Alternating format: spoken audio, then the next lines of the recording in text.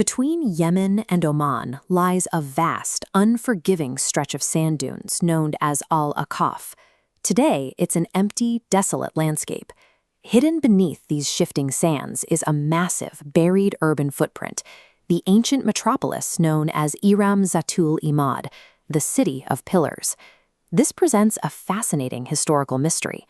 We are looking at a society possessing unmatched physical strength and the ability to build massive stone architecture, yet they were entirely erased by blowing sand. To understand how this happened, we have to look at the physical record left behind, a record that suggests their engineering was eventually overtaken by the very environment they claimed to rule. The people of Ad possessed a profound architectural skill, backed by an extraordinary physical scale. Historical accounts describe them as giants compared to ordinary humans, physically towering over the surrounding landscape. Their daily infrastructure was scaled to match these massive bodies. A single cooking pot held enough food to sustain entire family lineages at once.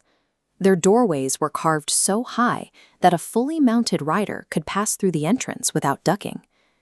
They leveraged this physical power to manipulate solid rock. Instead of building freestanding structures, they carved massive palaces directly into sheer mountain faces. Beyond their stonework, they developed a belief that the weather itself answered to them. They viewed the wind as an obedient slave, standing over valleys and extending their arms out as if they were physically directing the air currents. The elders would sit in council and brag that their ancestors could manually shift the direction of a gale. When they saw a storm brewing on the horizon, they laughed, convinced the weather would naturally bend around them and only strike their enemies. This physical dominance created a psychological blind spot. When a culture believes it can bend mountains and command the sky, it loses the ability to recognize its own vulnerability. Into this environment, Allah sent Prophet Hud. He stood in contrast to the Ad, relying on patient, spiritual guidance rather than physical dominance. His core argument was a plea for humility and the worship of a single creator. He warned that this level of self-reliance would eventually invite a catastrophe they couldn't build their way out of. The tribal leaders responded with amusement. Lounging on opulent golden thrones inside their mountain fortresses, they laughed openly at his warnings. To them, the logic was flawless. No force could penetrate a city carved from solid granite. They believed their stone architecture provided absolute immunity. When a society ties its survival entirely to the thickness of its physical walls, spiritual warnings are perceived not as credible threats, but as absurdities. The escalation started subtly. One night, a deep groaning echoed through the valley. Instead of thunder, the earth itself seemed to vibrate, but the Ad dismissed it as a mere mountain echo. Then, the sky simply stopped responding.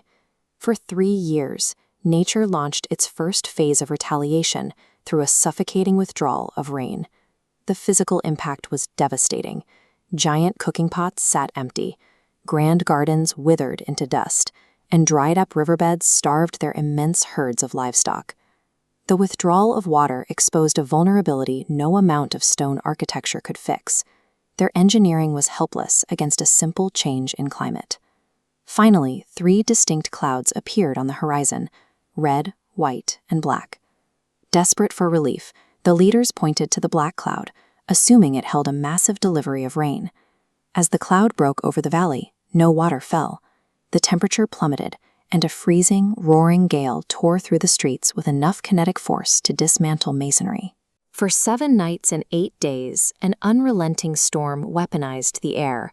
The blowing sand acted as an abrasive saw, grinding solid pillars into grit and dismantling their entire civilization block by block. The wind they once claimed to command was now lifting their massive bodies into the air and shredding their unbreakable palaces. Their destruction was mathematically proportional to their hubris. The element they thought they owned became their executioner. On the morning of the 8th day, the wind finally stopped. A heavy, absolute silence settled over the Al-Aqaf Valley. The towering city of Iram was gone. All that remained were shattered columns scattered across the dunes, looking like hollowed-out dead palm tree trunks. These fractured stones failed to memorialize their strength.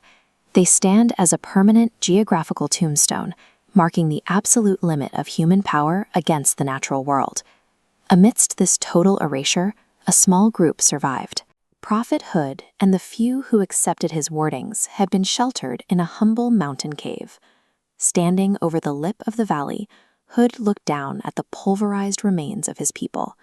He mourned a civilization with every physical advantage, yet orchestrated its own ruin through pride.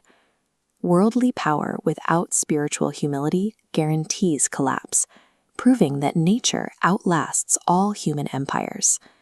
If there is another ancient civilization you want us to explore, let us know in the comments.